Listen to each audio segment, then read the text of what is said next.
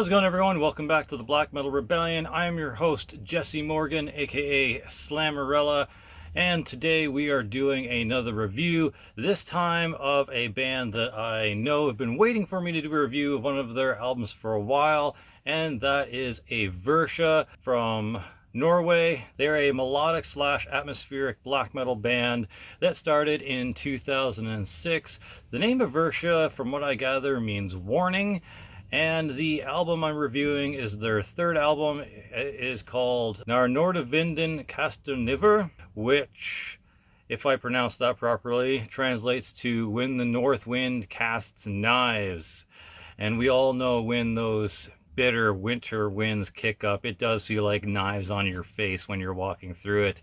This album was released March 6, 2021, so I'm a little bit behind on reviewing it, but I hope you will all check it out and give it a shot and maybe leave your thoughts about it in the comment section below. Before this album, they do have a few things though. The first being an EP from 2015 called Verdensveven, which I believe translates to World Wide Web, and a debut album in 2016 simply titled Eversia, so self-titled. A second album in 2018 titled Hunder og Helvet, which is 100 and Hell. A second EP in 2018 called Ashes of the Dying, and they've recently actually released something post their third album, and that is a third EP that was released on March 13th, 2022 this year, called He Who Hunts for Screams. Very interesting and alluring title for sure.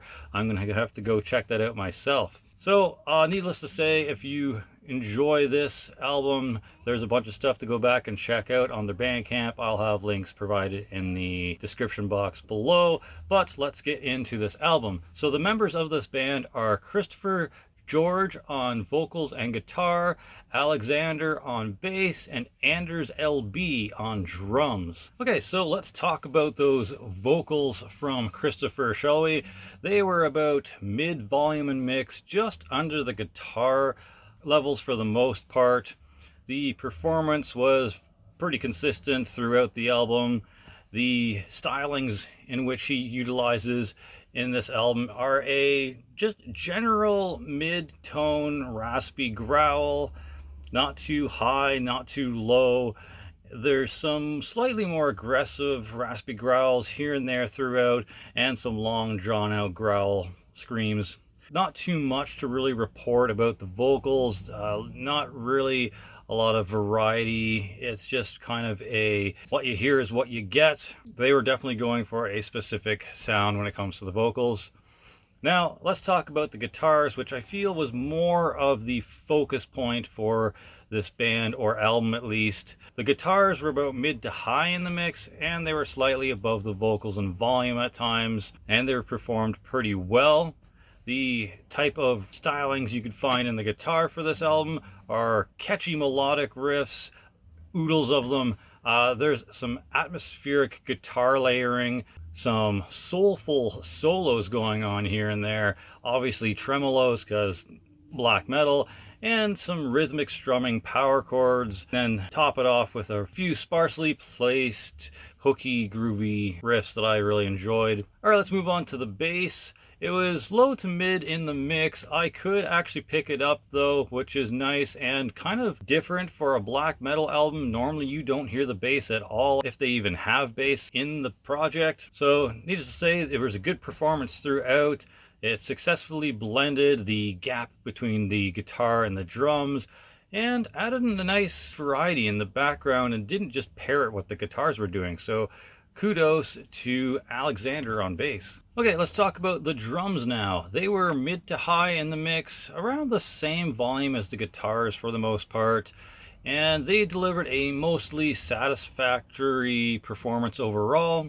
There was some good double kicks, good double kick sound. The snare also had a nice sound to it. Pretty snappy, but also wasn't too abrasive or over the top. There was some pretty quick Euroblast in this. Not quite the regular paced Euroblast and not quite like regular blast beats, somewhere in between there, that he really kicked up the momentum when it came to the Euroblast at times. And of course there's some well executed fills, some nice cymbal work and pocket work. He really knew how to stick a beat in the pocket. I enjoyed that. And of course there was some pretty good transitions from fast to slow, slow to fast, etc. Okay, now let's move on to a few of my favorite tracks. First to mention is track number 9, Verracht.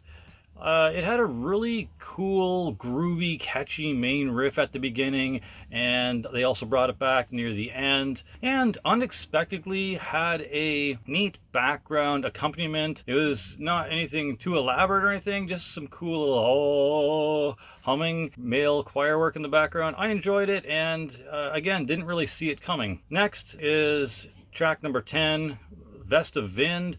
And it kind of did the same thing that Verracht did. Had a really cool, groovy hook at the beginning. And then, as seen in the rest of the album, mixed in some more atmosphere and musical tension building. I really enjoyed those two tracks for that type of songwriting they delivered there. The next track, which is track number 2, De Willest Maakter, I feel this track is the best representative of what you're going to hear on the album overall.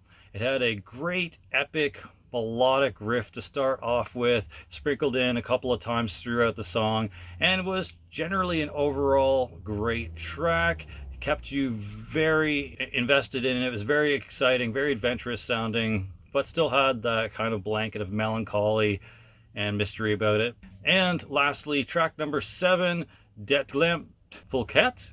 And I believe I saw someone on Bandcamp say this was their favorite song on the album, and I could probably see why. It was most likely the fiercest song on the album, but also not without the usual atmosphere and melody blending in here and there. I feel like they were trying to amp it up a bit when it came to the anger and the ferocity in the vocals and such. It just seemed like a little bit more drive was going through this song. So yeah, track number 9, 10, 2, and 7 were my favorite tracks on this album. Now let's go into my overall thoughts. So first off the bat, don't go into this album expecting a fast, venomous wildebeest of a ride. Aversia are in for the long haul and the bigger story. This album was filled with atmosphere, melody, and melancholy. Let's just say they're painting with a more forlorn, elevated palette. Cold winds, long nights, deep thoughts, haunted dark memories, and shadows filling the room. These are visuals and feelings that best describe this experience for me. Aversia has a very clear style and vision for their songwriting and sound. Albeit not 100% unique in the black metal genre, but I feel that Aversia have a corner in the genre that is not often occupied in the way that they do. Alright, with all that being said and done, these are a few of the weaknesses and improvements that I could see done on the album. First off, vocals could probably use some variety in the next releases. There wasn't too many highs, like I said, not too many lows, not too many different variances in deliverance. I'd like to see what the vocalists could do if they really like tried to go high with the screams, or like even do lower gutturals, or even just add some shouting or chanting, or just something to break up the kind of one-toned approach. And of course, maybe turn up the volume on those vocals a little bit, because I feel like they sat a little bit behind the guitars and drums in the mix. I mean, if you listen to this long enough, you'll kind of get used to it and you'll be able to hear it well, but at first glance, it does seem a little bit low. Of course, I love those groovy, catchy hooks and riffs that really stick in your head and get your head bobbing and get the horns up. So in the future, maybe throw in some more stuff that you had going on in Verracht and Vest of Wind. And with that being said as well, I feel like a lot of the middle area of the album kind of got a bit samey. I know you guys have a very specific sound and writing style, but in the middle it kind of all mushed together, and if you weren't looking at the track list, you might not notice that songs have passed and gone to the next one. And the last thing that I'm going to say on this is that It could be me. You know, I'm a drummer, so I would like to think that I know what I'm talking about here, but maybe I'm just off and didn't quite get the nuance that was going on with a couple of the parts in the album. But what I'm talking about is the drums seemed to sort of be off time or stutter a bit in a couple of parts in the album. I noticed like a little bit more obvious one in the first track, Dodds Dance, if that's how you pronounce it. There's a little part where the drums kind of just like stop for a second and then kind of like continue on, but it seems more like a hiccup in the playing as opposed to like a deliberate stop and allow for sort of like the guitars or something to shine through. Again, if you're from Evertia and you're seeing this review, leave a comment in the comment section and let me know what's going on there, or if maybe I'm just interpreting what I'm hearing wrong. But yeah, that's it. Overall, a pretty good album. I really enjoyed it, and I'm going to give it a 7.5 out of 10 or 75 out of 100. If you are into atmospheric, melodic, more melancholic kind of black metal, something to listen to during a snowstorm and the cool nights during winter, then maybe this would be something that would catch your eye and you'd want to listen to.